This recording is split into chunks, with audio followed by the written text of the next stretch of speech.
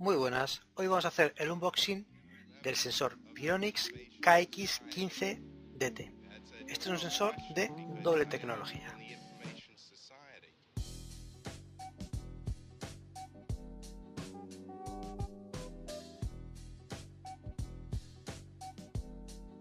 Abriendo la caja nos vamos a encontrar primeramente con una bolsa de plástico, el cual contiene tornillería.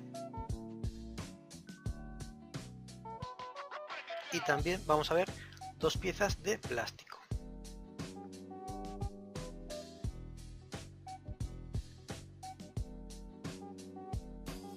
También nos vamos a encontrar el manual de instrucciones, en el cual viene en varios idiomas y también vienen esquemas para la conexión y configuración del sensor.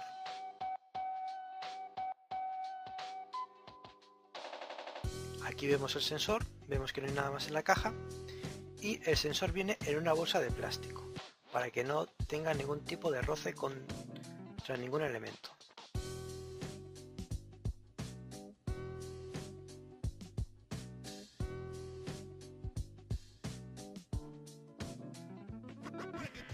Vemos en la parte frontal está el LED y donde leería el sensor.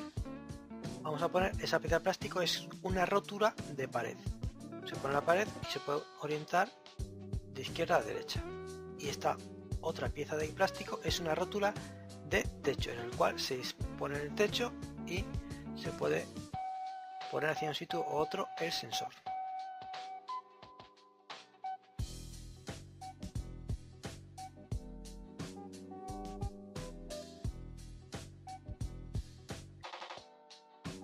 Dentro del sensor vamos a ver en la parte de arriba las cremas del bornero para la conexión y en la parte de abajo para hacer todo el tipo de configuración y el tamper del sensor.